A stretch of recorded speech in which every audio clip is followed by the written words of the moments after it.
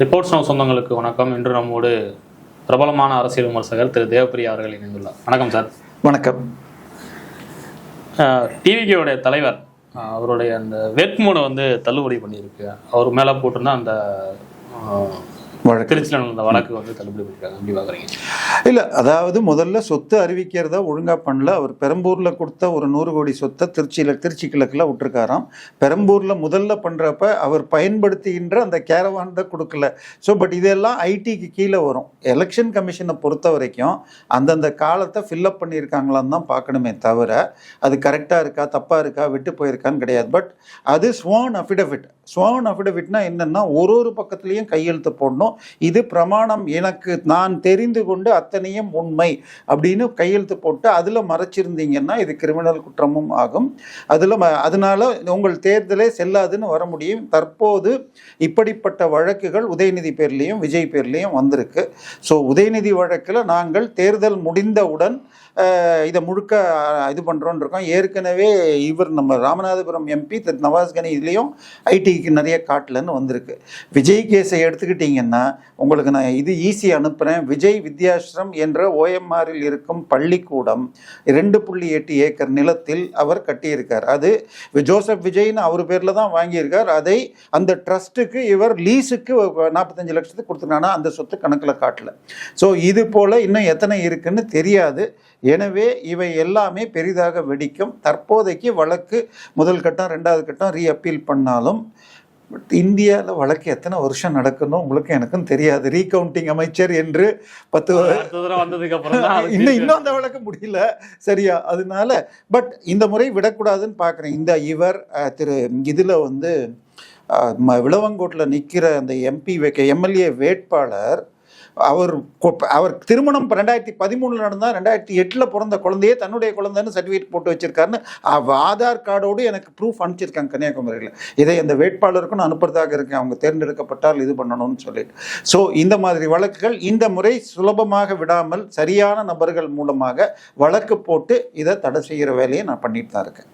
கோயில்களின் பாரம்பரிய வழிபாட்டு முறைகளை யாரும் மீற முடியாது அப்படின்னு உச்சநீதிமன்றம் 9 பேரை கொண்ட அமர்வு. இல்லை, இது சபரிமலை வழக்கு அதோட இதுவும் சேர்ந்து நடத்திட்டு இருக்கு. இது கூறிக்கிட்டே இருக்காங்க. கூறுகிற அவர்களே 2 நாள் முன்னாடி பார்த்தீங்கன்னா இது தமிழ் வழி கும்பாபிஷேகம்னு சென்னை உயர்நீதிமன்றம் சொல்லிட்டு இருக்கு. இதை தெளிவாக எல்லாருக்கும் புரியணும்னு சொன்னால் கேரளா உயர்நீதிமன்றத்தின் தலைமை நீதிபதியாக திரு மணிக்குமார்னு தமிழர் இருந்தார். அப்பொழுது அவங்க கிட்ட ஒரு வழக்கு சுயமோட்டாவாக எடுத்துக்கொள்ளப்பட்டது. அது திருப்புனித்துறாவில் இருக்கிற கோவிலில் ஒரு வருஷத்துக்கு ஒரு நாள் நடக்கிற ஒரு ஃபங்க்ஷன்.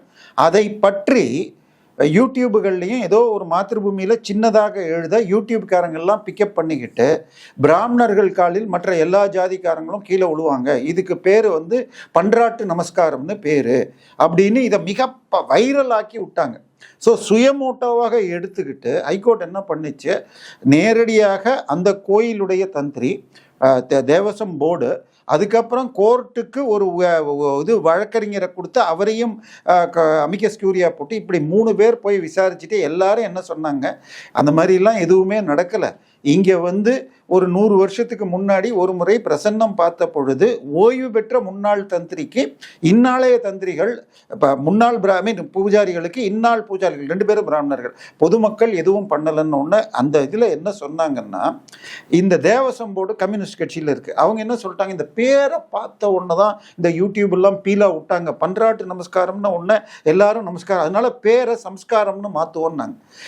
உயர்நீதிமன்றம் கொடுத்த தீர்ப்பு, பெஞ்சு தீர்ப்பு, இந்த கோவிலில் நடக்கும் சடங்குகள் வழிபாட்டு முறைகள் என்பது பல நூற்றாண்டுகளாய் தொடர்வது, இதை மாற்றுவதற்கு யாருக்கும் உரிமை இல்லை, இந்த நீதிமன்றமும் எடுத்துக்கொள்ள விரும்பவில்லை, பெயரை மாற்ற கோருவது கூட தவறு.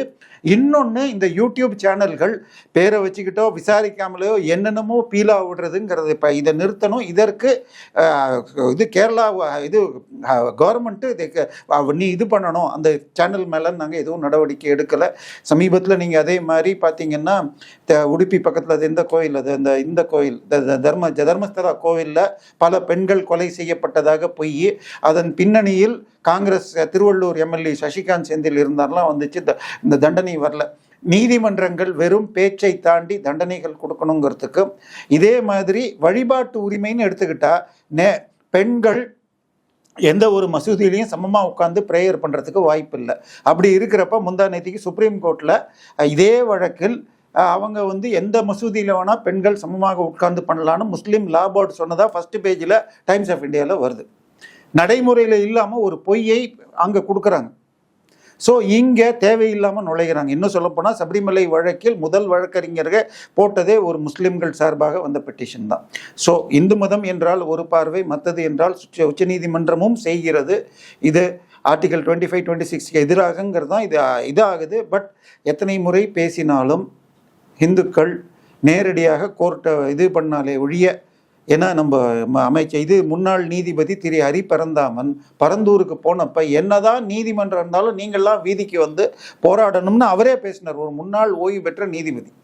ஸோ இந்துக்கள் அமைதியாக இருக்கிற வரைக்கும் உயர் நீதிமன்றமோ உச்ச நீதிமன்றமோ அவ்வப்போது லேசான குரல் கொடுத்து தீர்ப்பப்ப சாதகமாக இல்லைன்னா 50 வருடத்திற்கும் அதிகமாக பழனி போன்ற பெரிய கோயில்களில் தக்கார்களை வச்சு பண்ண முடியாது. ஸோ உச்சநீதிமன்றம் ரியலாகவே ப்ரோஆக்டிவாக கொடுக்க வேண்டிய தீர்ப்பை கொடுக்கணும்.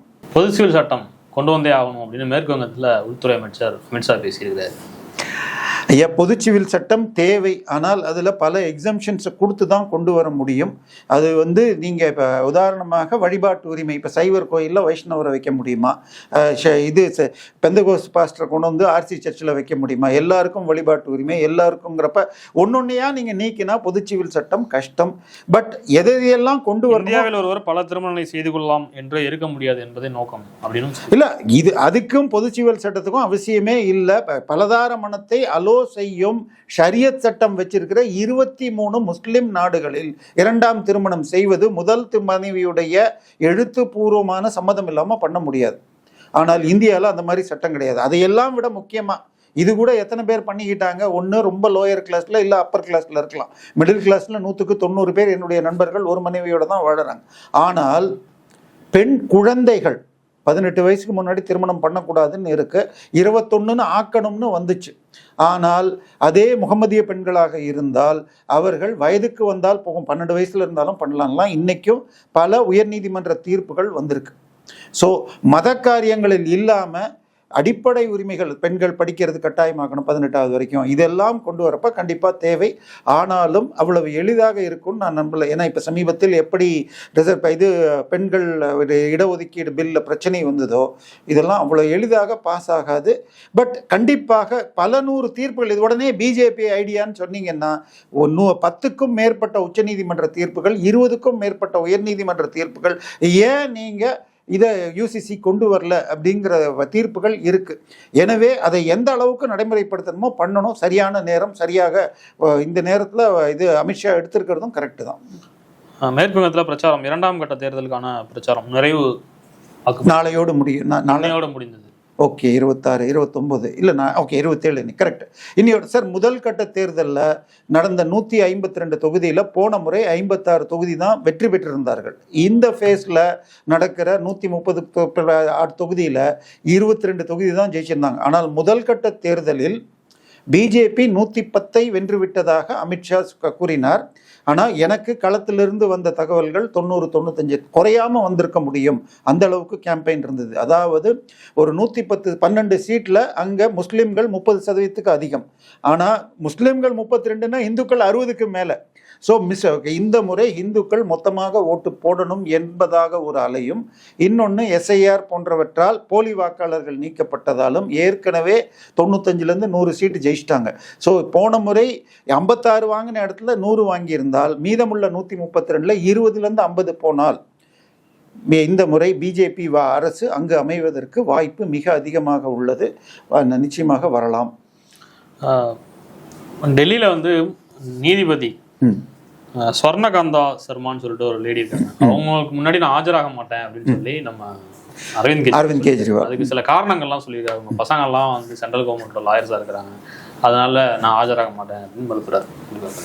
இல்லை, இது திட்டமிட்டு வழக்கை இழுப்பதற்காக மட்டுமே அரவிந்த் கெஜ்ரிவால் பண்றார். இது ஏற்கனவே போன வாரம் வந்தப்ப அவங்களே எல்லாத்தையும் அந்த காரணம் ஒவ்வொன்றையும் எடுத்து எதனால் அது கூடாதுன்னு சொல்லி அதை தள்ளுபடி பண்ணிட்டாங்க. மீண்டும் புட்டப் பண்ணுறாங்கன்னா இதனுடைய ஒரே நோக்கம், அதாவது இந்த கேஸில் டாஸ்மாக் மாதிரி அங்கே டெல்லி லிக்கர் ஸ்கேமில் பர்மிஷன் கொடுத்ததுலேருந்து எல்லாத்துலேயும் ஸ்கேம் இருக்குங்கிறது லோயர் கோர்ட் ஒன்றில் இவங்க விடுதலை செய்யப்பட்டார்கள். அதுக்குள்ள அப்பீல் கேட்டால் எனக்கு அப்போ பெயில் கொடுக்கல. ஒன் ஆஃப் த காரணம் பல முறை பெயில் வந்தப்போ கொடுக்கலன்னு தான் இவர் என்ன சொன்னார், இங்கே பெயில் கொடுக்காதப்புறம் நீங்கள் 2-3 அப்பீலுக்கு பிறகு தான் உச்சநீதிமன்றம் போச்சு. உச்சநீதிமன்றத்தில் பெயில் ஒரு முறை அப்ளை பண்ணுறப்ப இந்தந்த கண்டிஷன் அடிப்படையில் கொடுக்கப்படுகிறது. இப்போ கண்டிஷன் மாறிடுச்சு. அதாவது அமைச்சராக இருந்த செந்தில் பாலாஜி ராஜினாமா பண்ணாருங்கிறப்ப கண்டிஷன் மாறிடுச்சு. திருப்பி அமைச்சரானா உள்ள போகணும்னு தான் ஆச்சு. அந்த மாதிரி இதை கீழ் நீதிமன்றம் கொடுத்தது உயர் நீதிமன்றம் கொடுத்தது தப்புன்னு எங்கேயுமே கமெண்ட் அடிக்கல. சிச்சுவேஷன் ஹஸ் சேஞ்சுங்கிற ஒரு கிரவுண்டில் தான் உங்களுக்கு கொடுக்கப்பட்டது. இது மாதிரி நீங்கள் சொல்கிற இது ஒரு தரப்பு. இது மாதிரி ஒரு 3-4 பாயிண்ட் முக்கியமாக சொல்லியிருந்தார். இது எதுவுமே நடைமுறைக்கு வராது. அப்படி பார்த்தால் யாருமே எந்த கேஸையும் எடுக்க முடியாது. ஒரு குற்றம் சாட்டப்பட்டவர் தனக்கு இவர் தான் நீதிபதி தான் வரணும், இவர் வரக்கூடாதுன்னு கேட்கறதாக இருந்தால் இதுக்கு எண்டு இல்லாமல் போய் நிற்குங்கிறத அவங்க ரொம்ப தெளிவாக எடுத்து காட்டியிருந்தாங்க. இவை எல்லாமே வழக்கை தாமதப்படுத்தி பஞ்சாப் எலெக்ஷன் வரைக்கும் ஓட்டிட்டா திருப்பி ஜெயிச்சிடலாமான்னு ட்ரை பண்ணுறதுக்காக பண்ணுறாரா இருக்கலாம். நிச்சயமாக இது எடுபடாது. செந்தில் பல வழக்குகளில் இது மாதிரி நடந்திருக்கு. தெளிவான தீர்ப்புகள் இருக்குது. உதாரணமாக நம்ம திருப்பரங்குன்றம் வழக்கில் அவர் விசாரிக்கக்கூடாதுன்னெலாம் கூட சொன்னாங்க. அதுக்கப்புறம் அவரே தான் எடுத்து பண்ணார். ஸோ இது வேண்டுமென்றே தாங்க குற்றம் சாட்டப்பட்டவர்கள் தாங்கள் தப்பிக்கிறதுக்கு லேட் பண்ணுறது, justice delayed is justice denied. So இதை டிலே பண்ணுற ஒரு டாக்டிக்காக இதை பண்ணுறாங்களே தவிர இது தோற்கும்னு அவங்களுக்கும் தெரியும். இதுக்கெல்லாம் டெல்லி மக்கள் அப்போ தீர்ப்பு கொடுத்தாங்க. இவரே தன்னுடைய நியூ டெல்லி தொகுதியில் தோற்றார். இப்போ அடுத்தது பஞ்சாப் தேர்தல் வருகிறது. ஏற்கனவே அந்த கட்சியே கிட்டத்தட்ட பெருமளவில் உடைந்து 10 MP வச்சுருந்தவங்க. இந்த 10 MPயில் 7 MPகள் போனாங்க. 2-3 பேர். ஒருவர் ராஜீவ் சத்தா யார் தலைமையில் வந்தாங்களோ அவர் அந்த கட்சி ஸ்தாபனத்தின் அடிப்படை உறுப்பினர். ஆனால் மீதி 7 பேரில் ஒருத்தர் பார்த்தா ஒரு கிரிக்கெட்டர் ஹர்பஜன் சிங். ஸோ மீதி 5ல் 4 பேர் தொழிலதிபர்கள். 50 கோடி 100 கோடி வாங்கிட்டு இவர் வித்திருக்கார். இப்போ அவங்க தங்களுடைய பாதிப்பு வரும்னு யோசிக்கிறப்ப சேஃப்டிக்காக போகிறாங்க. ஸோ அது தவிர இவர் சர்வாதிகாரம் பண்ணுறார். ஸோ மக்களை பொறுத்த வரைக்கும் கூட இருக்கிறவங்களும் நீங்கள் நியாயமாக நடந்துக்கணும். நான் வந்தேன்னா அம்பாசிடர் காரில் லொக்குன்னு இருமிக்கிட்டு சாதாரண மனிதன்ட்டு டெல்லியில் இவர் வாழ்ந்த பங்களாவை பளிங்கு மாளிகையாக, சீஷ் மஹால்னா பேர். சீஷ்னா நம்ம கிராமத்து பாஷையில், சீசான்னா கண்ணாடி. ஸோ சீஷ் மஹால்னு 150 கோடி செலவு பண்ணார். இப்போ இதில் பஞ்சாபில் அதே மாதிரி அம்ரித்சரில் 150 கோடிக்கு ரெடி பண்ணிட்டு இருக்கு. ஸோ இவர் செயல்பாடு கண்டிப்பாக உள்ளே இருக்கிறவங்களுக்கு நம்மளை விட அதிகமாக தெரியும். ஸோ இது அரவிந்த் கெஜ்ரிவால் என்பவர் ஒரு புதிய ஃபினாமினாக, இந்தியா அகேன்ஸ்ட் கரப்ஷன் ஆரம்பிச்சுட்டு இவரே கரப்ஷன்லையும் இதுலேயும் மாட்டிக்க அவர் கட்சியே அவரோடு ஆரம்பித்தவர்கள் யோகேந்திர யாதவ், பிரசாந்த் பூஷன், இப்படி ஒவ்வொருத்தரையாக கழட்டி விட்டுட்டு எல்லாத்தையும் அவர் அனுபவித்தார். அதையும் மீறி இருந்தவர்களும் இப்போ போகிறாங்க. டெல்லி அவர் காலை விட்டு நகர்ந்தது. இப்போ அவர் கீழே இருக்கிற பஞ்சாப் தரையும் இப்படி பூமியோடு நகர்கிறது. அவருடைய காலம் சில நாட்களில் முடியும். நன்றி. நன்றி.